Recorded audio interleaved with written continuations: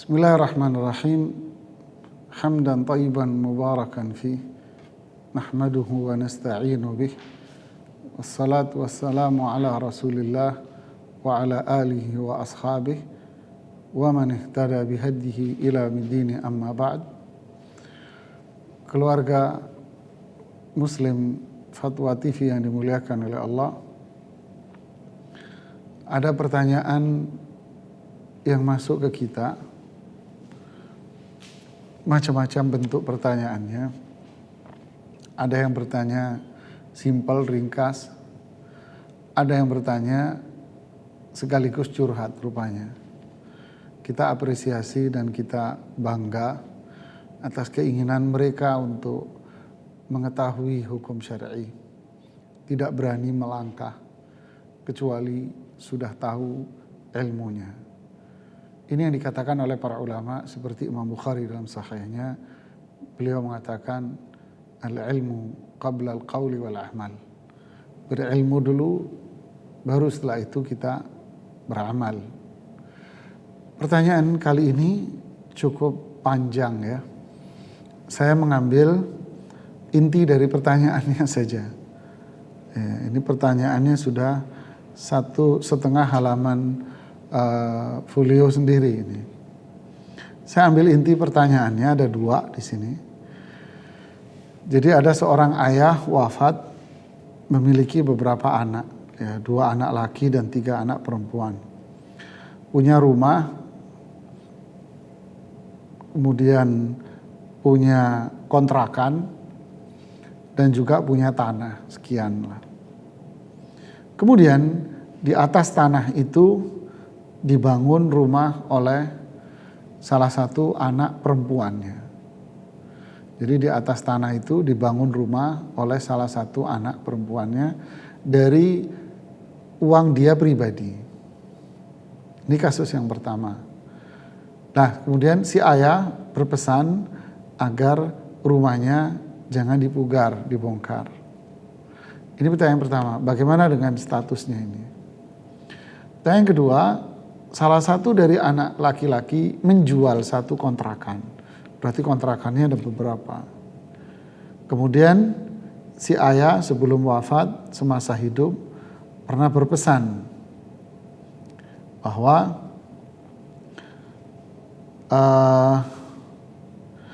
yang dijual itu, kontrakan yang dijual itu adalah bagian dari anak laki-laki itu. Jadi yang dijual itu dianggap sebagai jatahnya dia, jatah warisan dia. Diucapkan oleh orang tuanya semasa hidup. Bagaimana kedudukan hukum ini? Terima kasih atas pertanyaannya. Yang pertama, rumah yang dibangun di atas tanah warisan. Memang rumah itu menjadi rumah pribadi. Kenapa? Karena memang dibangun dari dana pribadi. Jadi kalau saudara-saudaranya ingin membongkar, ya tidak boleh. Karena itu bukan haknya dia untuk membongkar rumah itu. Ya. Lantas tanahnya bagaimana statusnya? Nah, yang jadi warisan adalah tanahnya, bukan bangunan rumahnya tentunya. Ini yang menjadi permasalahan kompleks pada akhirnya. Yang harus Anda bagi adalah tanahnya. Bagaimana caranya? Kalau bicara cara, ya masing-masing punya pandangan.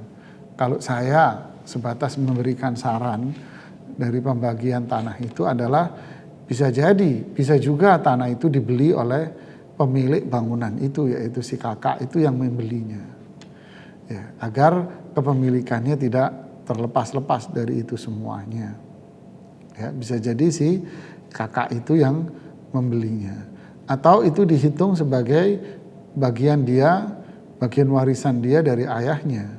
Setelah dihitung semuanya, lalu hak si anak perempuan ini berapa, dimasukkanlah ke tanah yang sudah dia bangun di atasnya rumah pribadi.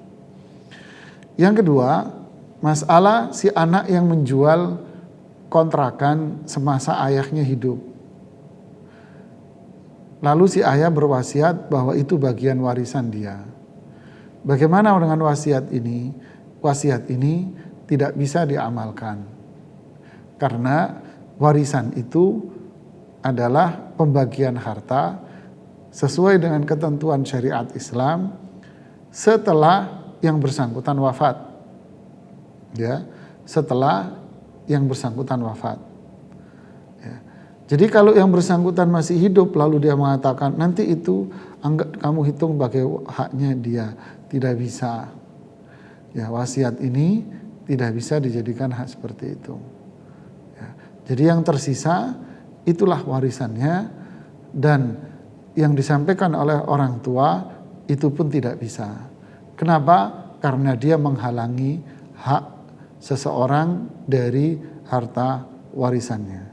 Jadi yang tersisa itulah yang dibagi, dan itulah harta warisan yang harus dibagi kepada semua anggota atau semua ahli waris. Wallahu a'lam bishawab. Ini jawaban dari saya. Subhanakallahumma bihamdik asyhadu an la ilaha illa anta astaghfiruka wa atubu ilaik. Wassalamualaikum warahmatullahi wabarakatuh.